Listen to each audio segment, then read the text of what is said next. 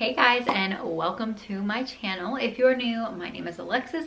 In today's video, we're going to be doing a Military Monday. I like to do these occasionally. I was doing them pretty often on my channel, like every Monday, but then I just took a step back and wanted you guys to enjoy my regular vlogs and regular videos. And but now I have a few new followers over on my Instagram. To be honest, my Instagram is doing very well and I'm so thankful, and I have a lot of new faces over there. So I decided I wanted to do another Military Monday for you guys in case you are new and you haven't heard any of my advice before and didn't even know that I did something like this. So I asked you guys on Instagram to ask me some questions and I will answer them. So I have one story time, I believe. This is gonna be like a mix, story time and questions. I like to mix in story times from you guys.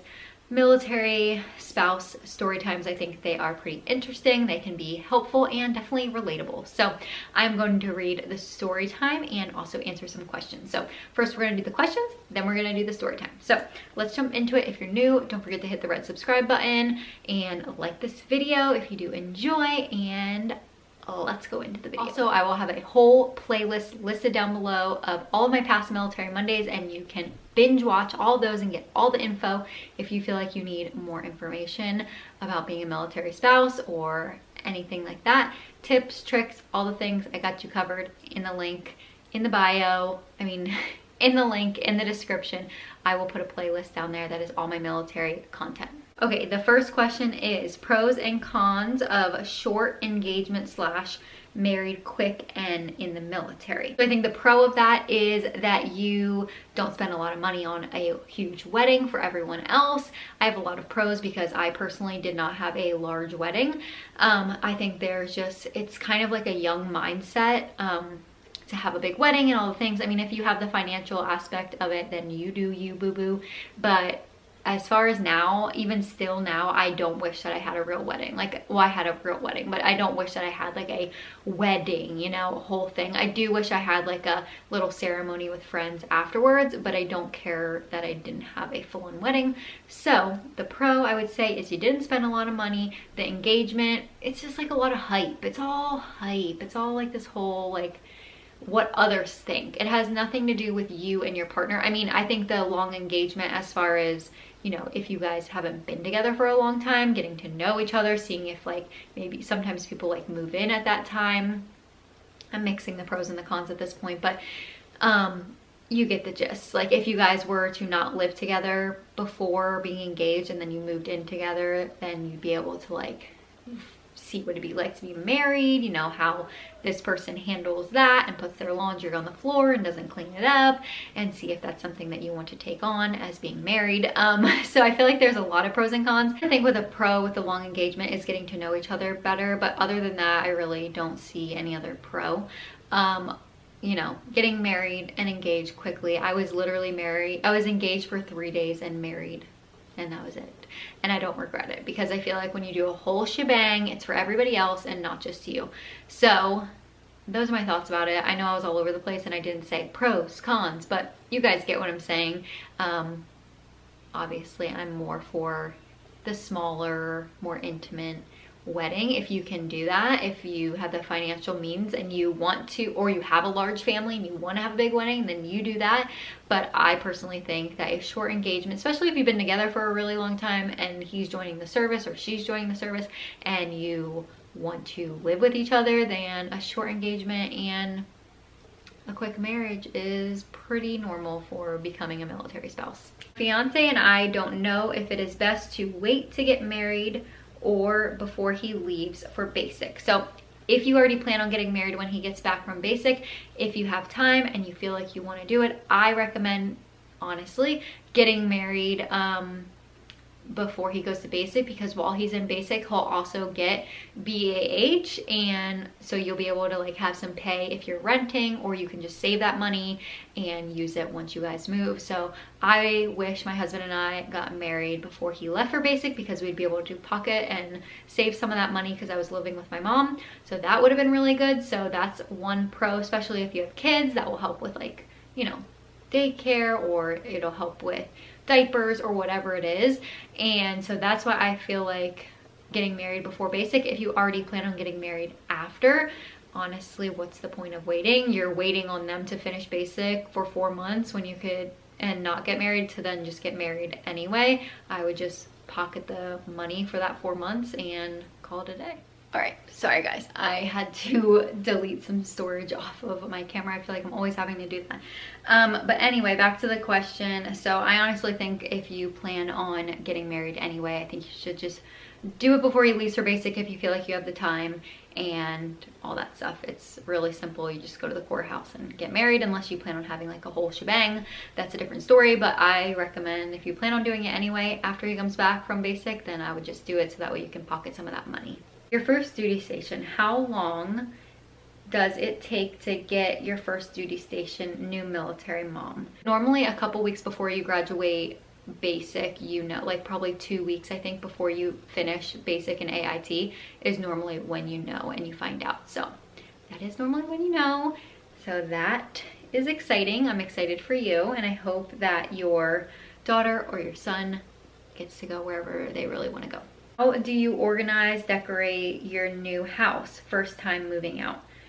Well, Pinterest. You find some inspiration on Pinterest, you mix in your own style, and you kind of just make it work for the space that you have, whether you live on a military base, whether you're renting a house off of the base, whether you bought a house off of the base. You just kind of make it your own. And I love shopping at Target. Obviously you guys know that. Home Goods, TJ Maxx, they really have good deals for bedding. As far as furniture, Rooms to Go is really affordable. Some states have like a clearance like Rooms to Go or something like that, and you can get like discounted furniture if like there's like a knob broken or something like that. So yeah, I would definitely check out those stores and kind of just make it your own and make you happy. Especially for me, it was really important for me to make this like my sanctuary, like make it just everything that I ever wanted, because obviously on a budget, but as far as like just making it quaint and like nice and clean and just my style, because I am home so much and I just want to feel so happy when I'm here. So that was my vibe for the house. I really wanted to be boho, clean, minimal. So that's my style as of now. That was not my style when I first moved out. My style when I first moved out was a cheetah print, and not in a cute way. So yeah, I didn't know what I was doing when I first moved out, but I would definitely Pinterest some things. And you know, the style these days have changed and upgraded so much, and Home Goods and TJ Maxx and Target all have their things together and know what the style is. So I'm sure your house will turn out really cute. Best support I can give my hubby who's prepared for Space Force training. That's really exciting, Space Force training. I would just encourage him and let him know that you're there for him and you're excited for him, and if this is something that I'm sure that he's wanted to do for a really long time, that you're just so happy for him, and just really just, you know, have his back. If he's having like stressing out about certain things, just let him know that what will be will be. That is my favorite saying. What will be will be, and what's meant to be will be. So just try to just be there for him. Just hear him talk, or listen to him, or let him vent to you, or let him get all his worries out with you, and you just take it all in and just let him know that everything's gonna be just fine. My husband is a backup for a deployment. Do they usually get deployed, or when do they get deployed?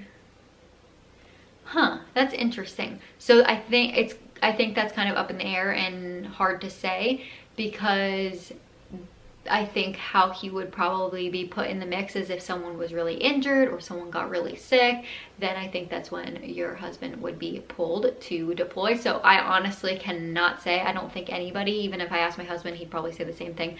That's something that I can't really answer, because it really just depends on the deployment that they're going on.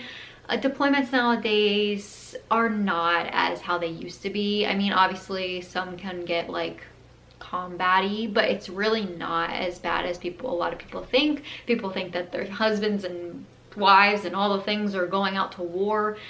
It's not like that. I mean, obviously people get injured and people do die, but my husband is infantry and he's only deployed one time, and obviously there was like combat stuff going on there, but it wasn't like he was sent out to war, like, and he's infantry. So I hope that eases your mind with that. And if he does get sent out, it will only be because someone is sick, injured, or having maybe a baby and they need to come back and they need to send another guy in. So I honestly cannot answer that because I don't know the future of like the people that are deploying. So I'm sorry, I can't hope more, but I hope that like clears it up a little bit more for you. Your husband love being a part of the military. So the military is a love-hate relationship in this house. Some days we love it, some days we hate it. Some days we're ready to get out after these 3 years. Some days we're doing it for 20. Some days we're doing it for a couple more years and then we're getting out. So really, he's up and down with how he feels about it. He doesn't love recruiting because he is doing a lot of like admin stuff and like sitting behind a desk and not really like doing his normal job. It is nice that he can do college and he's getting like a break. We have a lot of family time, but he's definitely excited to go back to his regular job when it's time.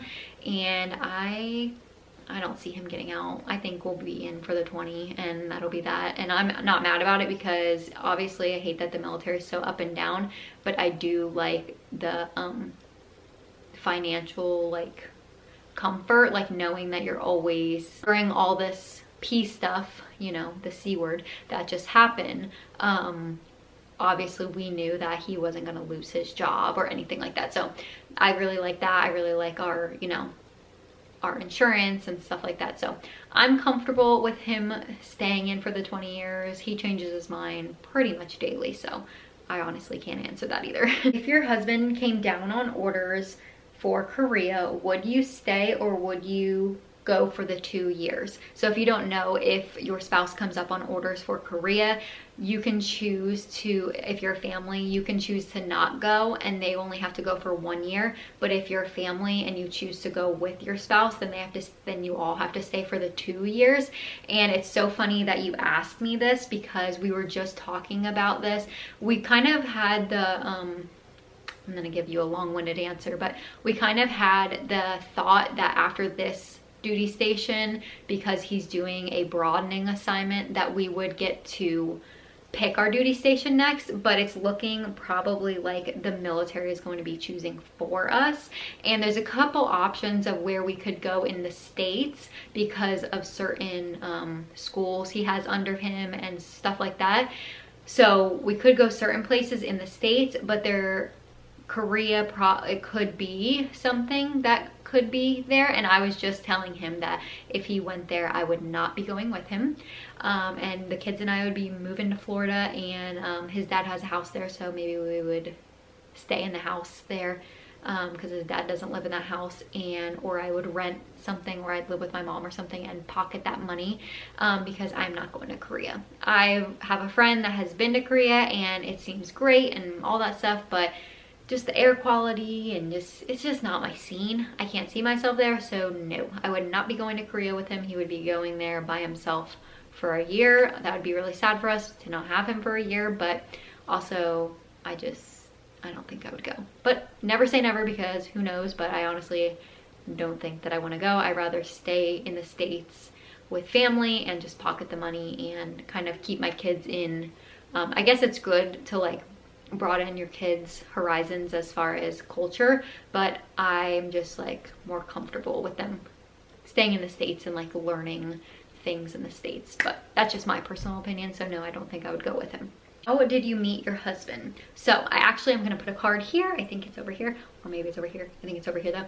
I'm gonna put a card up there, and it is how is our story, our love story. Basically, long story short, you should just go check out the video so that way you can hear all the juicy details. But how we met is my husband and I were 17 and we both worked at an Italian restaurant, and I was a hostess, he was a busboy, and we just collided, and it's history since. But like I said, if you want to hear all the juicy details leading up to, in the middle of our relationship, things that happened in our relationship to get us to where we are today, then definitely check out that video because it's a pretty good one, and he's in it, so he'll give you some of the juicy details too. Okay, I really liked this question. Fellow Milso here. I've noticed people talk about finance in the military isn't talked about a lot. I think she's meaning, it's like a small box, so it's hard to fit in everything you want to say, but I think she's meaning like, I feel like military finances aren't talked about a lot. Like, how do you save money? Or like, you know, are military people rich and stuff like that? And I have a video actually titled like something along the lines of like, are we rich? Or it says it in the title or something like that. The military does not make you rich. I mean, as you rank up, obviously you get more pay, and more time of service, you get more pay, and certain assignments, you'll get more pay. But it really, like, starting off as a brand new, like, no rank, going into a fresh unit, it is a struggle. We struggled. Like, I'm not gonna lie to you guys, we struggled.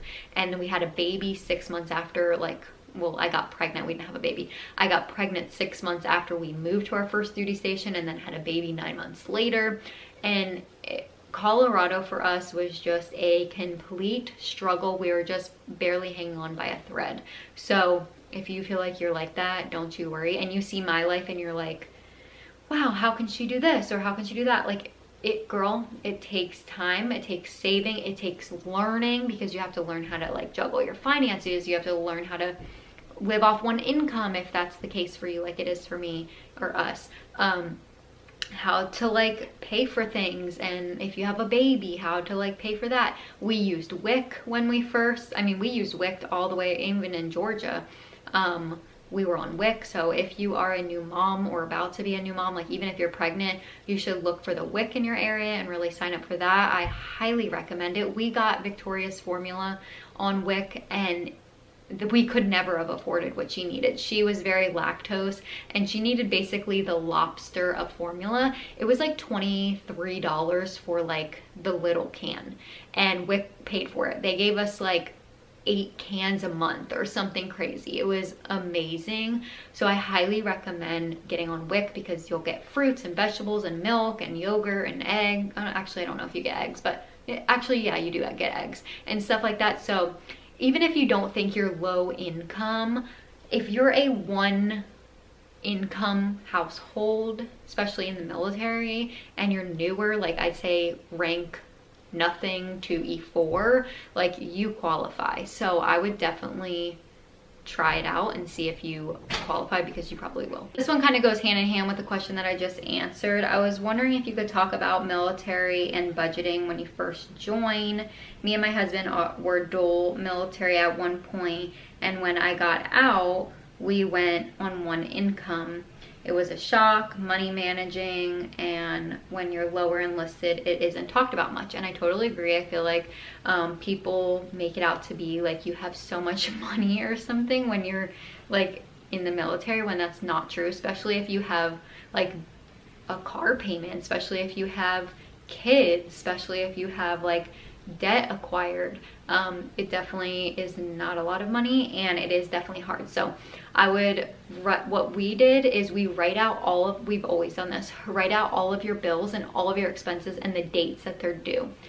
So look how much money you have like at the 1st of the month, look how much money you have at the 15th of the month, and then kind of figure out how much you can spend on gas. Say you want to go out and have fast food, or like once a week or once a month or something like that, if that's in your budget. See how much you can spend on groceries, stuff like that. So that's how we budgeted the 1st and the 15th. I wrote down all of our bills and figured out how much we could spend between, you know, between those months, like subtracting our actual bills that we had to pay. So that's how we did it. I hope that helps. Let me know if you try it out and it does help you. But my mom like taught us that when we first got married, and that was really helpful, and I'm glad, and we've continued to do that still to this day.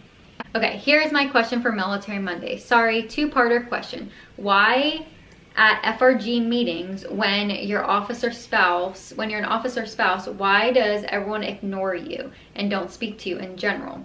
Well, probably honestly, people think that that officer wives or spouses are like entitled. They think that they're like stuck up and all this stuff, when honestly your spouse just went to college and did that route instead of doing the you know, enlisted route. So that's why, honestly, just to let you know, from an enlisted wife's perspective, that's just what people think. I don't think that because I know now, but I know that's how other people may think.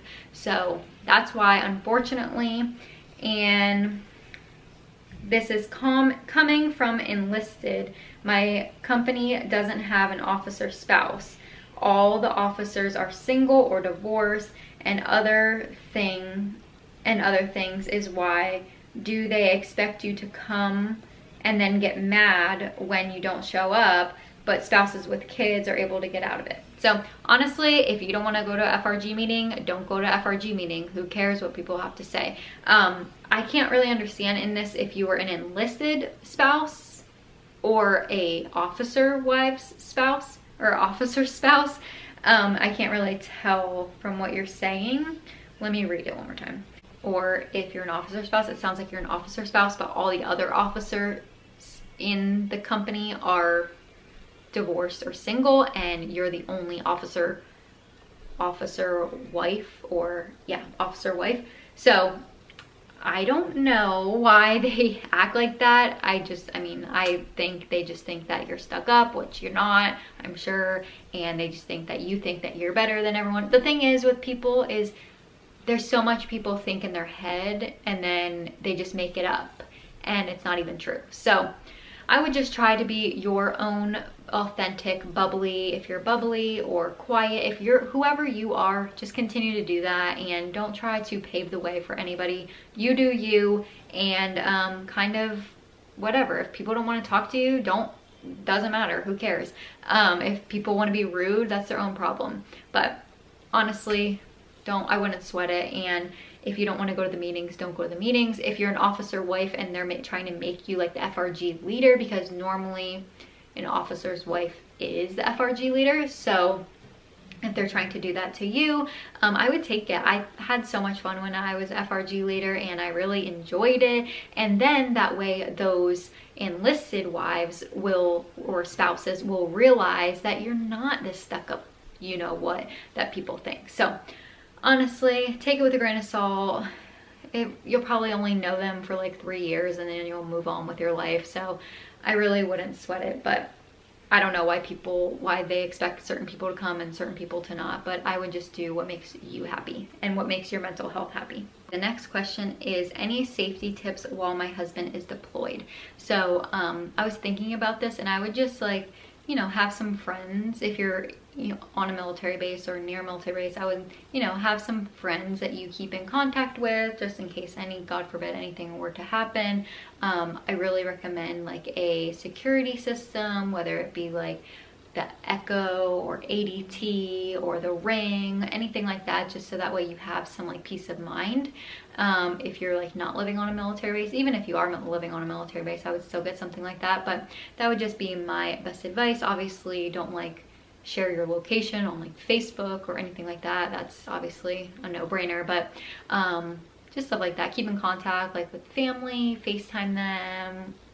I feel like it's just simple things like that can help with safety, and just obviously not going out at night and all that stuff. So now on to our story time. So I mentioned I'm on maternity leave. My job hired a military spouse to cover my leave. Her first week on the job tells me how amazing her husband is. She has 5 kids, and that Friday was her birthday. But as the day went on, she started to share her whole life with me. I just met her, so she started telling me how her husband drinks a lot, that he's always drunk by the time she gets home, that he gets drunk on duty and on the base, that he's gone into work smelling like alcohol and his shoes on the wrong feet. Then she tells me how he has what she thinks, because he's never gone to a doctor, is PTSD, because he has become violent with her. Then she tells me they aren't actually married, that only 3 of the kids are hers, and that the other kids belong to his crackhead ex-wife. Wow. He has sole custody of the kids and that they are divorced. He tells me that on her birthday, he broke up with her, that he kicked her out by Monday, so she missed the next 2 days of work every day until I go on maternity leave. A month.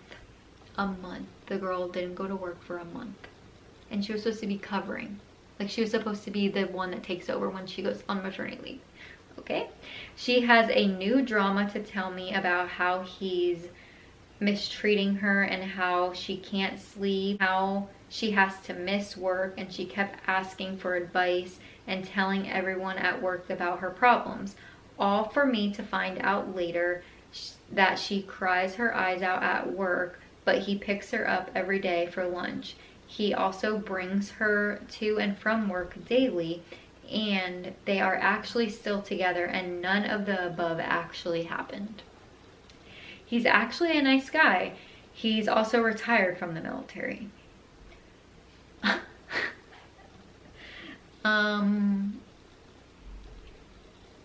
Crazy. I think she might need to go get some help or see someone, because that's insane. She told you all these things about her husband. That actually wasn't her husband. That actually was her husband. That wasn't even true, and he's actually a nice guy, and he's not even in the military anymore. Cool. Love that. Okay, so that is all of the questions and the story time. I hope you guys enjoyed this video. Please don't forget to leave me a comment down below letting me know what you thought about this video. Like this video and also subscribe if you haven't yet. Also, if you'd like to see any more military content, please check out my playlist that I will have linked in the description.